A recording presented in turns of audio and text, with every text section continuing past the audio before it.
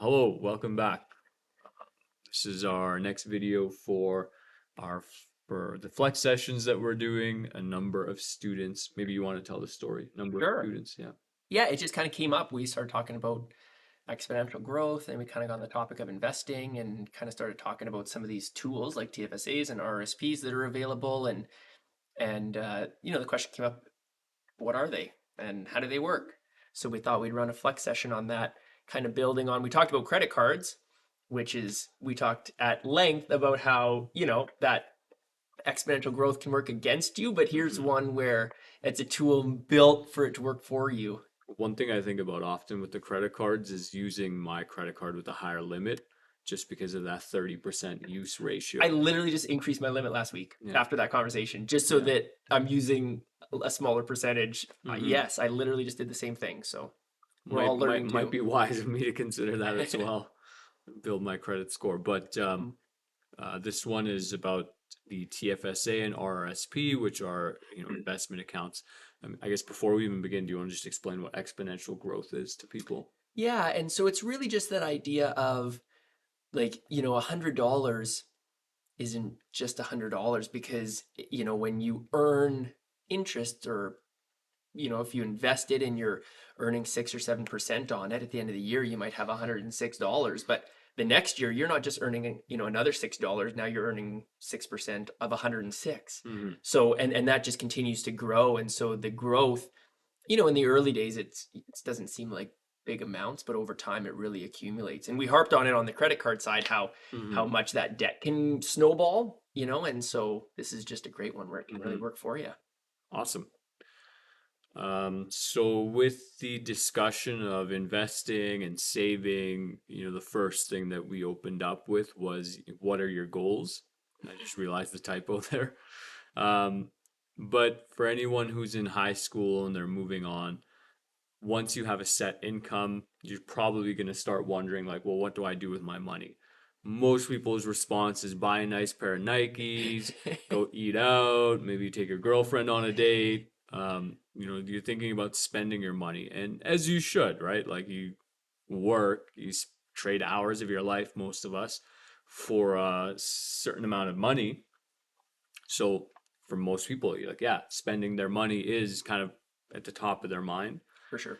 um, but it's good to consider what are your end goals, right? So do you always want to be working? Do you plan for retirement? And what are your thoughts, Mr. Murphy? Is there ever too soon to plan for retirement? I mean, I don't think so. But you're probably always saving for something. hmm And like I mean, retirement feels like a lifetime away, and it kind of is, for a lot of you. But at the same time, you're probably saving for something. And maybe that's maybe you're looking at saving up maybe in a few years a down payment on a house.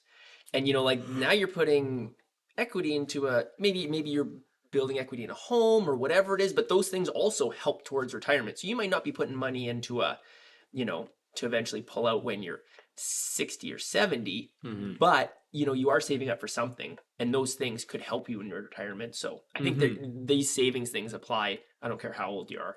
Yeah. Okay. So with that being said, like understanding kind of your investment and saving strategies and your money use strategies, we felt that it would be good to discuss, you know, who are you, right? So Hmm. fundamentally understanding your behavior with money, your psychological state regarding money and spending that money. So risk management, your behavior in general, like maybe you're like myself and a bit prone to being impulsive. Um, maybe you have that in you. You just gotta buy. Maybe you recognize that like when you don't feel well, your way of feeling better is buying money. Maybe you're the opposite. And you're like, wow, you like making sure people pay you back for every nickel and dime they owe you on every bit of like, oh, we got to split this. Like, no, no, no, remember, I got you last time. Like, no, no, no, actually, I can't do this, right? Like, scrimping and scramping for every penny. Um, it's good to know these things to help you understand like what's gonna work for you, right? Maybe Yeah. you're like myself, and additionally, like I don't really want to think a lot about stocks and whatnot. I'd rather just put money into something that's gonna grow at a pretty consistent rate Yeah. and just know that hey, by the time I'm done working or years go by, that's going to build. Another friend of mine, he's more interested in like looking at individual stocks and companies, and he's made a fair Mhm. bit of money, but he's also been in situations where he was down 30, 40, 50%. And Right. understanding, what do you do when you see a whole lot of red? Like, a lot of people sell, right? They buy high, right? Like, oh man, this stock is really going up. I Booming, should yeah. buy some. I should jump in on that. And then they don't realize that that's kind of the peak of that stock, and then it starts going down. Like, oh, I'm losing money. Like, I want to, Panic. right? And they panic, right? Maybe you sell for a 10% loss. Maybe you sell for 40% loss, right? But you're selling at a loss. So what do you do with the money you're saving? Do you stick it into your mattress? Do you leave it in the bank account? Do you invest it? So that's kind of what we're going to Hmm. explore. You Yeah. bet. Trying to take. Okay, so there's sort of these two tools that keep coming up, at TFSA and an RRSP. And so we just kind of wanted to start by introducing what they are. Like a TFSA stands for a tax-free savings account, and RRSP is a registered retirement savings plan. And both of them are ones that, the Canadian government has set up for you to help you save money. And when you earn money, interest on that money, we were talking about earning your $6 on your $100 that you invested. Typically, if that's just sitting in your bank account and you go to, you just go and buy a stock, you got to pay taxes on that $6 at the end of the year. Or if we're talking bigger dollars, you may be making thousands of dollars in interest, but in earnings, but you have to pay taxes on that. These are tax sheltered. So you earn your $6, you keep all six of it at the end of the year. You don't have to pay taxes on that. And so, you might hear 401ks or Roth IRAs in the US, and those are US tools. These ones we're talking about are Canadian tools. And you can set these up through whatever banking system you're through.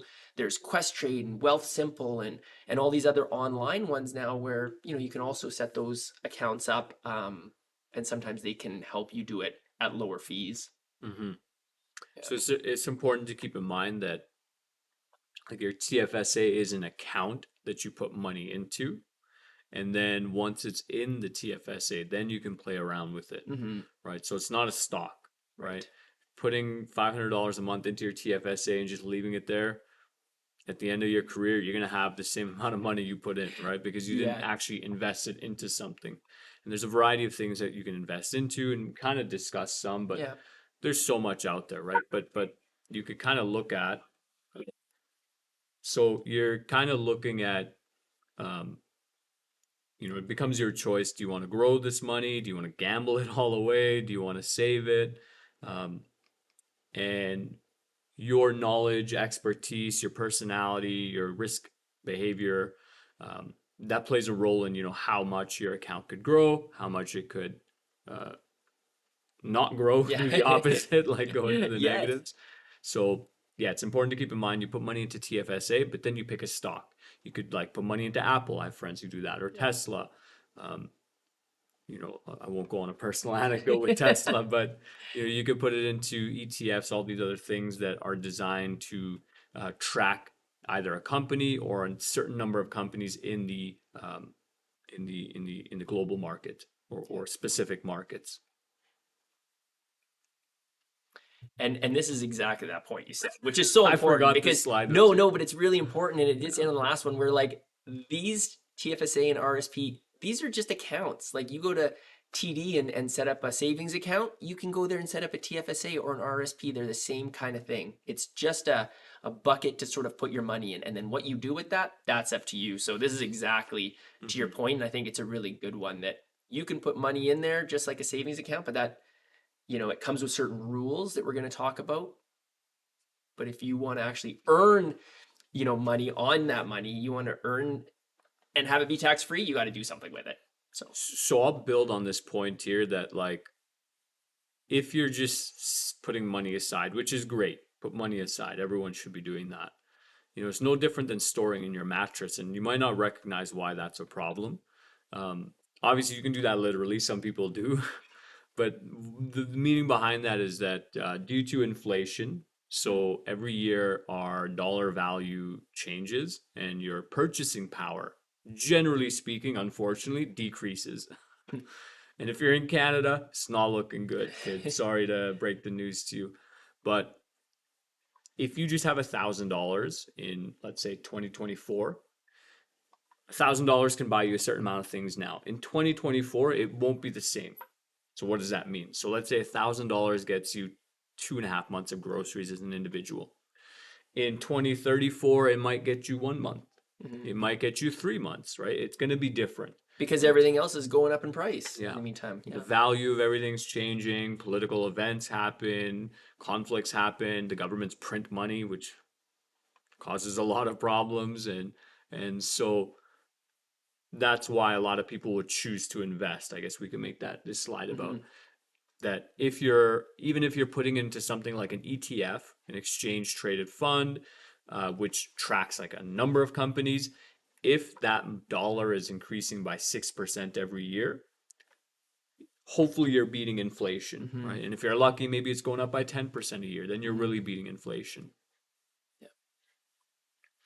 So it's important to kind of understand some of the similarities and differences between TFSAs and RRSPs specifically. So the big difference is that an RRSP is basically pre-tax dollars that you put in there, and a TFSA is essentially post-tax dollars. So if you work your job, you get a paycheck at the end of the month.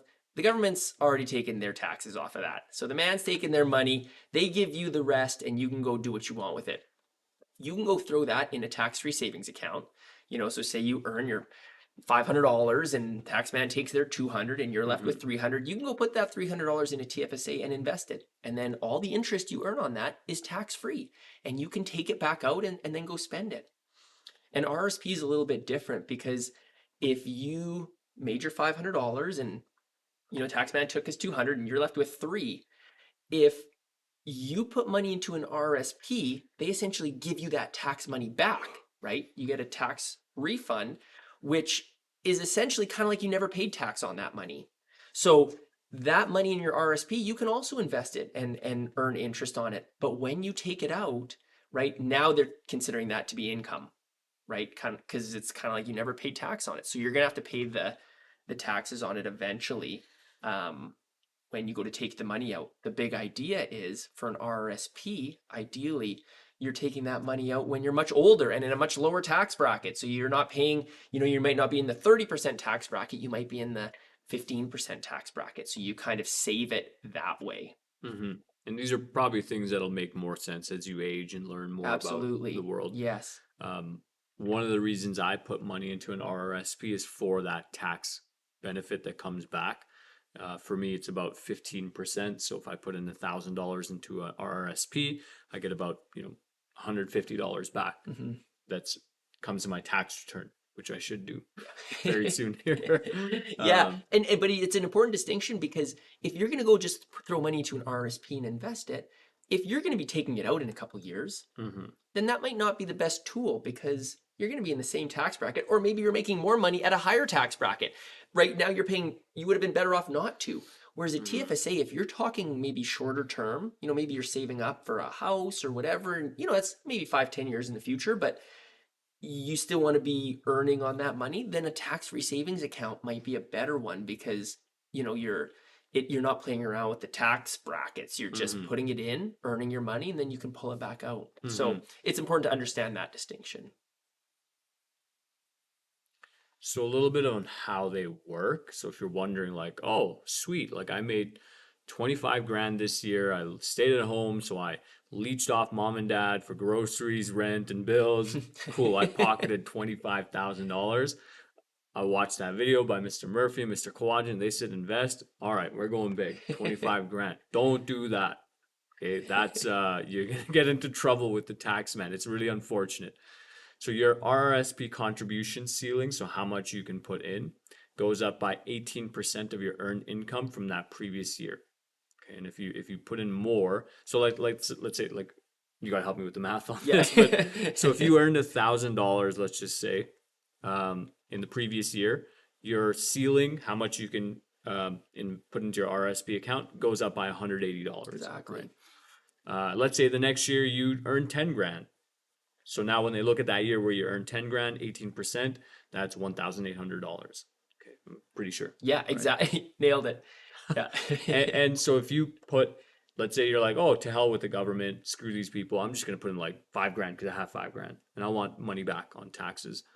you'll get punished. We don't know exactly what will happen to you, um, but there is some sort of kickback. There's a consequence to over contributing, and it can Definitely. impact maybe what happens to your account the next year. Yeah, you'd have to pull it back out. If you over contribute, then Hmm. all that time you got to pay. You got to essentially pay them back Hmm. a fee, and it gets kind of expensive. So you want to be careful of those rules.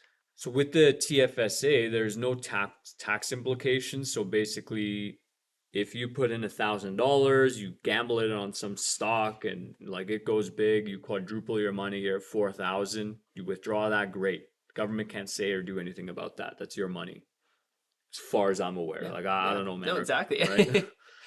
You never know, right? The tax man has a sharp knife, but from our understanding, that's your money. But here's the catch. Let's say you put $1,000, you take up some of your contribution room, your space, and that gamble doesn't pay off and it drops, and you're like, oh man, I need some money. So you take your $100, you sell it, and you take it out. You have lost all that ceiling, right? So it basically lowers your contribution room for the next year, and that's permanent, right? It doesn't go up unless I don't know, your next gamble pays off, right? And now you've re-earned that ceiling space. So from my understanding, from what we learned, if in a TFSA over your kind of career, let's say you were able to put in, let's say $250,000, but your investments appreciated, let's say to something outrageous like $1 million, you have $1 million TFSA ceiling, right? If you withdraw it at that point, Mhm. that was my understanding. Yeah, and there are some rules where if you pull money out of a TFSA, right? Because you needed, say you needed to go put it towards a house or whatever it is, a down payment. Okay, so now you pull that money out. There are rules where, okay, that room still exists, but you can't just go put more money back in right away. So you pull it out, you change your mind, you can't just throw it back in tomorrow. That room doesn't become available again until the next year. So there are those rules where, you have to kind of be aware of them, but there's tons of information online in terms of how those work, and you can get, we talk about it later, some financial help and guidance from Mm-hmm. accountants and people who really understand the rules as Mm-hmm. well. Um, and I think we covered this, so we'll actually just look at the chart here. So here's kind of how it's gone up in general, because the TFSA isn't so much based off your income, Not at all, right? no. It's as it says, the TFSA annual room limit will be indexed to inflation and rounded to the nearest $500. So I guess when they started the program 2009 to 2012, they were just adding everyone $5,000 per year. That's the maximum you Right. can contribute exactly Yeah. extra every year. So everyone's account has that limit. For whatever reason, 2015 things were bumping. They gave everyone a $10,000 increase, um, and so this is what's going on. So if you turned 18, I think this year you would Mhm. basically have $7,000, or this Exactly. might apply next year, right? Yeah. Depending on when your full tax cycle is. Yeah. Okay, but this is kind of the chart for how things have progressed. Exactly. So for anybody new, you can only open these once you turn 18, but you're Mhm. absolutely right. Then, like, yeah, your first amount should be up to 7K. If you're watching this video and you're 18 and older and you have a bank account, honestly, just open these accounts, throw in $1, throw in nothing, but just open the accounts just so it tracks that you've been Mhm. kind of had the account open. And then it starts sort of shifting your mental perspective, like, oh, I have these things open. What am I doing with them? Right? Mhm. Kind of gets you focused on that a bit more. Yes, but you do accrue these dollar amounts, or like this room, even if you don't have a tax account open. Ah, So okay. say you were That's an good. adult, say you were like 40 and you're like, oh, I should have opened this a long time ago. That's okay. The room's been accruing for you all that time. So, like when you do open it, you could Okay, contribute okay. going back as well. Mm-hmm. But again, those are just kind of some of the rules. Okay, perfect. Yeah. So how do you know which to choose? You want to take this one? Sure. So it's kind of like we were saying before, you kind of, like Mr. K was saying, you want to look at your goals, right? Because these are great tools, but you also don't necessarily want to, invest every dollar you have, because if, the markets don't do what you want them to do and they decline, you don't want to be forced to have to pull out all your money after, you're in a big slump and you've just lost 20% of your money. You want to be able to maybe let things bounce back before you're forced to take that money out. So you want to look at your goals, and if you see yourself being, pulling money out in a couple of years, then there are options where you don't have to just go all in on, things that are based purely on the market. There are lots of other options available to you that are much more secure. Like you can invest in 1 year sort of items where you can kind of guarantee an interest rate for 1 year, and then you're guaranteed to get that money out. You know, you might earn 5% for a year. So there, you kind of want to look at your goals and sort of plan accordingly. Hmm. The good focus for, let's say, an 18 to 25-year-old would be building a good habit. Yeah. So, quite frankly, it doesn't really matter how much you're making. Um, if you don't have a good habit of, at the least, managing your money, you're not really doing yourself any favors, right? Hmm. Understanding where your money's going. And this is, I'm kind of also taking into consideration, if you're an entrepreneur, if you're starting a business and you're spending money, maybe you're going into debt a little bit more, but you're trying to pursue these ideas. Again, that's a whole different type of mentality and lifestyle, but money management, everybody needs that, right? And yeah, if you are a business owner and things really take off, like eventually like hire, a professional to Yeah. help you understand, it's worth that investment into your own knowledge and into your own understanding, and potentially at some point just getting someone else to do the work because you're so focused on your own business. But if you're just someone who works a kind of an hourly job, has an income, has a salary, regardless, money management's really good, right? So we have that example at the bottom. Like if you're someone who's earning 80K a year, but you're saving nothing, you would have less save money, less savings than someone who is earning 25K a year but saves $300 a month, Hmm. right? So part of money management part of what comes with money management is, living within your means, Yeah. understanding what your expenses are, understanding where maybe you're excessively spending in places where you don't need to be, and sort of just having a good command over where your dollars, let's say. I Absolutely. think I think that that. Absolutely. And so again, if you've got those big expenses coming up, you want to think about, okay, how long before you might need to be pulling that money out? Kind of like we were saying, you don't want to get caught in the position where you've got a bunch of money invested, Mhm. and like we say, there's lots of, once you put that money in your TFSA, there's lots of different things you could invest at different risk levels, on different timelines. So, you can go and start educating yourself on, even if you're pretty risk averse, but you've got, a couple $1,000s that you want to invest, and maybe you're going to need it in a year's time. Maybe you go and invest it in something really low risk, but you're guaranteed your 5%. And this is like, even on a couple $1,000s, you could be, earning several $100s in interest over those couple years. And that's just hours you don't have to work at your job. That's just free, easy money because you're just not letting it sit in a bank account or under your mattress. Mhm.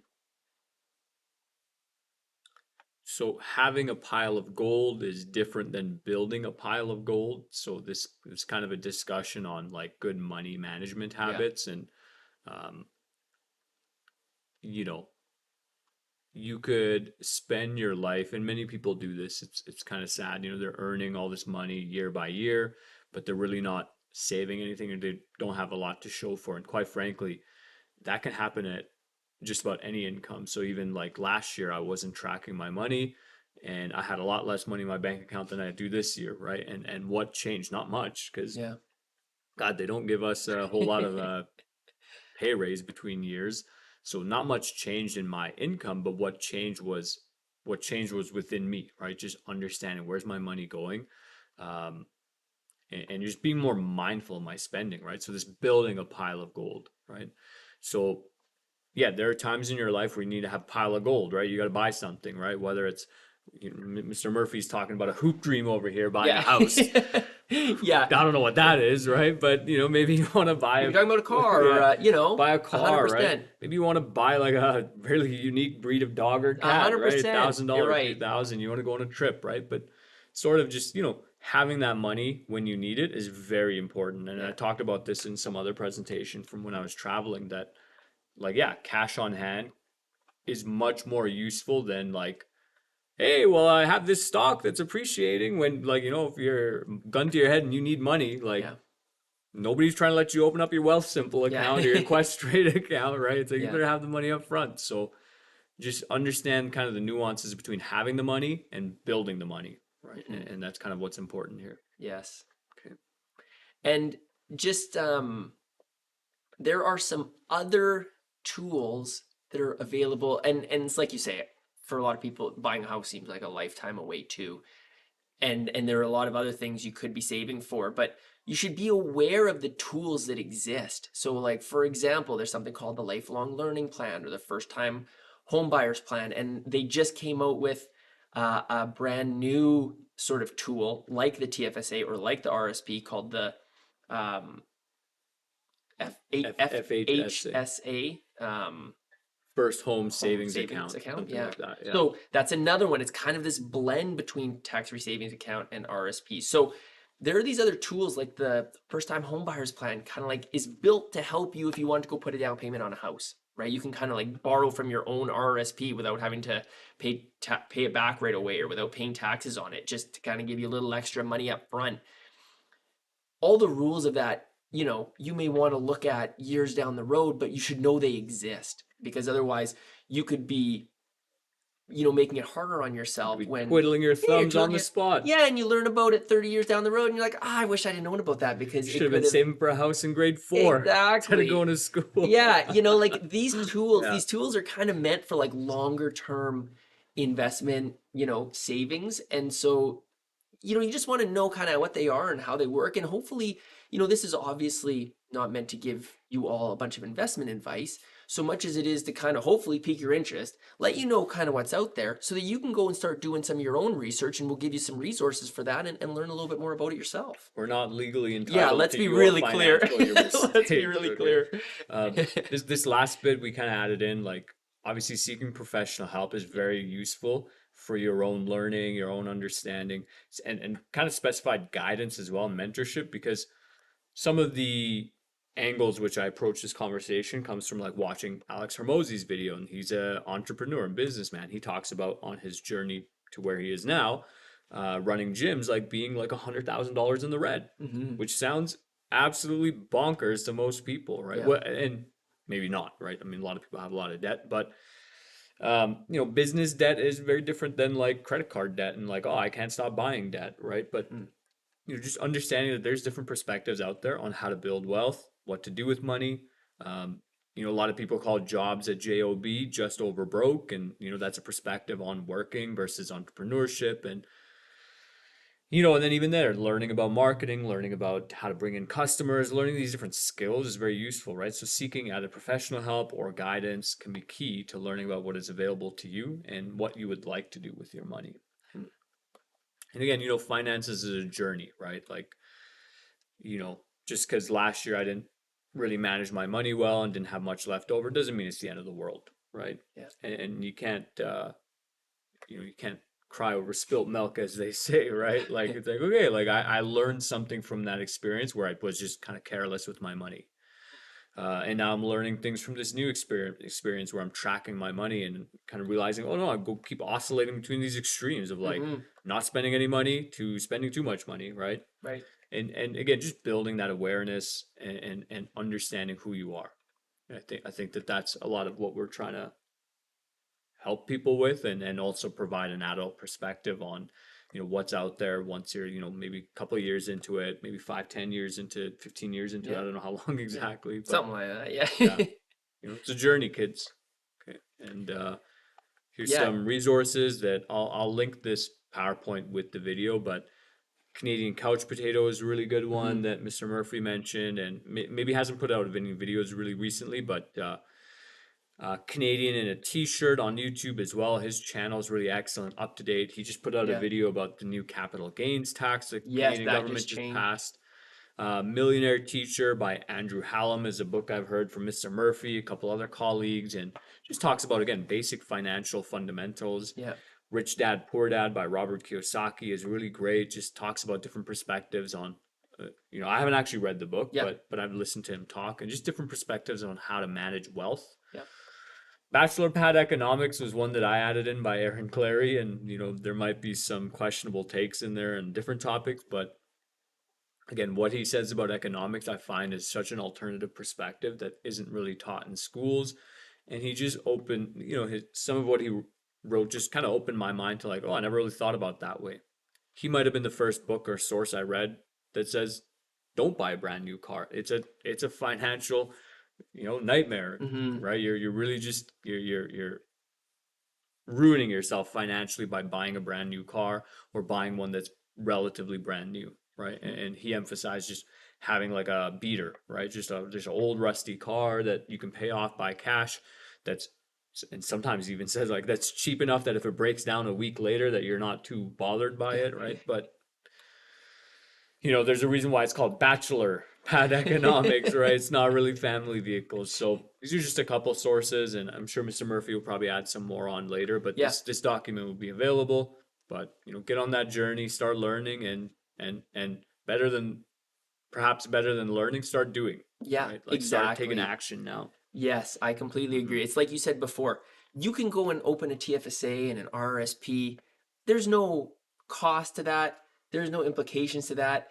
And, at least you kind of get yourself on the path. And Hmm. then, then you go just start educating yourself a little bit at a time. And some of these are great resources and there's tons more out there. So yeah, just get yourself on Hmm. the journey when you're kind of just starting because, life gets busy and it kind of get away from you and pretty soon you just if you're not paying attention, 10 years goes by pretty quick. And if you're not developing those habits, like you say, where you're setting money aside, Yeah. folks, it doesn't get any easier. Hmm. If you're not saving money now, I don't care how much you're making, it's just as easily to be making 10 times as much and still not saving any money. So Oh that yeah. that really Yeah. is a big takeaway that I hope you take with you is like get in those habits now because the habits you set up for yourself today will likely be the habits you'll still carry forward in a lot of years. And you've talked about budgeting and some other flexes Hmm. and videos and like those are worth spending your time on now because those are lifelong skills. So Absolutely. All right. See you in our flex session, you kids. bet.